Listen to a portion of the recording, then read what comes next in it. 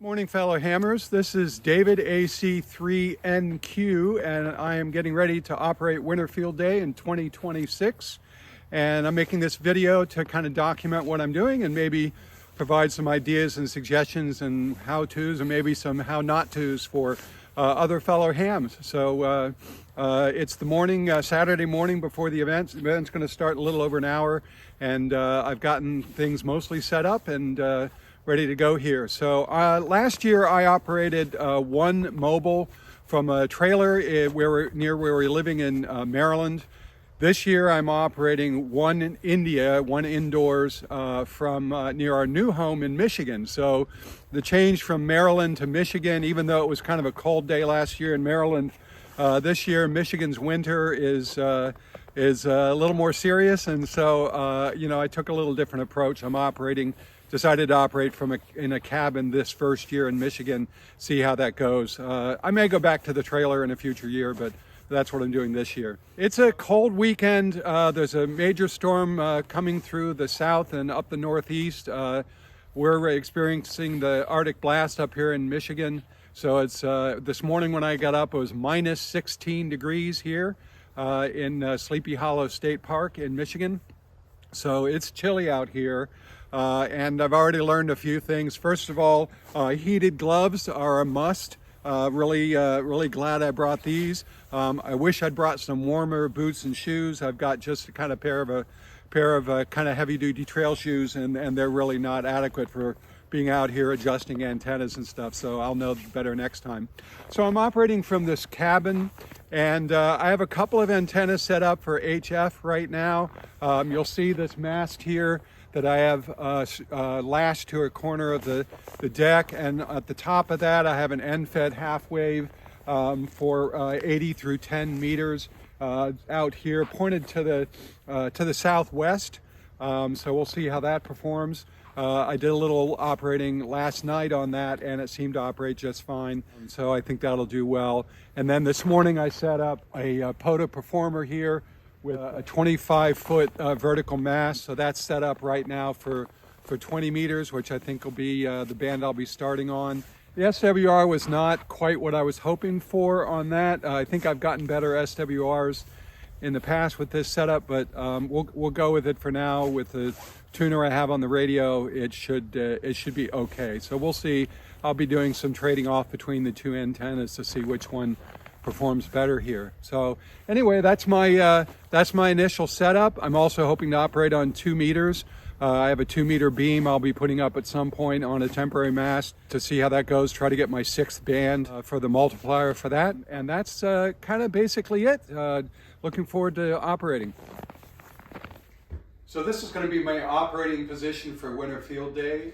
I'm using the dining room table here in the cabin to set things up. I brought this extra stand here. I just find it convenient to have 2 levels like you might in your shack to get things kind of up out of the way, so I have a clear desk spot for logging and so forth.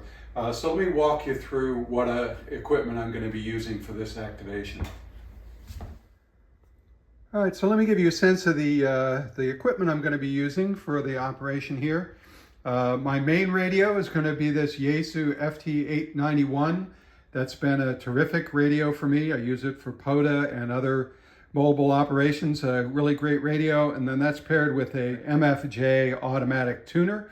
It works well with the radio. So that's going to be my main operation here. For logging, I'm going to be using hammers on my Mac laptop here. So that's going to be my logging, allows me to work offline and so forth. And then for 2 meters, I'm hoping to get on 2 meter simplex and single sideband, and so I've got the ICOM 9700 here. I got that radio for satellite work, still working on getting on satellites, but that's going to be my radio for 2 meters. And I'm running the whole station and recharging my laptops and so forth off of lithium iron phosphate batteries. So I've got a couple of 50 amp hour batteries there. The 2 of those should last me through the entire event, but if they don't, I have a 3rd one of those. And then I have some 20 amp hour batteries also that I've had for a while as backups. So that's going to be powering the the station. Then I have an HT there just in case I need to reach out. I haven't explored WinLink in the area here. I'm checking out right after this video to see if I can get on WinLink locally. I don't know what's available locally, so that's there also. And then the last item I have, and I don't know if I'm going to end up using it, but I do have a Starlink mobile setup here that I can take outside if I need internet connection. I kind of have that just in case, but I'm not sure I'm going to actually end up using it for anything, but it's here if I decide I need it. For my operations, I prefer to use a headset and a mic, and then I have a floor push-to-talk switch there that I'm going to be using. That keeps my hands free for logging, and that allows me to have a pretty quick QSO rate for this kind of an event. So that's a pretty key part of my operations, and I really like these Heil BM17 headsets. They sound good. I get good audio reports from them on my audio, and they're comfortable to wear long term because they're very lightweight. So I consider those essential for my mobile operations like Parks on the Air or Winter Field Day. I'll be monitoring my battery use with a little portable DC power watt meter here. That'll help me keep track of my battery conditions, voltage and so forth, and when they drop, I can swap out batteries. So this is my 2-meter setup. I have a 4-element beam set up there, clamped onto a extendable painter's pole, and that painter's pole is bungee strapped to a heavy-duty camera tripod, a nice tall one there. The painter's pole extends up to, I don't know, 25 feet or so. It's not extended at the moment. This is Alpha Charlie 3, November, Quebec. Alpha Charlie 3, November, Quebec, calling CQ Winter Field Day, standing by. QSL, Kilo Charlie 8, Yankee Echo Kilo, please copy my 1 India, Mike India, QSL. Okay, Victoria Alpha 7, Victoria Boston, please copy my 1 Kilo Mike 6, Foxtrot Echo Papa, please copy. Okay, this is Alpha Charlie 3, November, Quebec. I am going to QSY to 15 meters. This frequency is now free. Is this frequency in use? Alpha Charlie 3, November, Quebec. Kilo 4, Zulu Bravo Bravo, please copy my. Kilo 5, Whiskey Victor Foxtrot, please copy my. Whiskey 7, Hotel Alpha Kilo, please copy 1. November 8, Delta United Tango, please copy 1. Kilo 7, Echo Lima Zulu, thank you, please copy my. Kilo Juliet 5, Mike Whiskey Tango, please copy my 1 India, Mike India, QSL. Okay, so here we are. It's about 10 after 2 East Coast time. There's just about 3 hours, a little under 3 hours left in the event. At this point, I'm going to just try to run up my number of contacts as much as I can. I'm at 541 QSOs on sideband right now, plus several, maybe a dozen or a few more on data. I haven't counted those yet, but I'm just trying to run up my score as much as I can at this point. I've had some successes and some misses. My QSO rate is higher than it was last year. Last year, I think I had, after removing the dupes, I had just under 500, and now I'm going to have well over 500 this year, so that's a plus. And the minuses are, I wasn't able to get active on WinLink. WinLink is pretty sparse here in north central Michigan.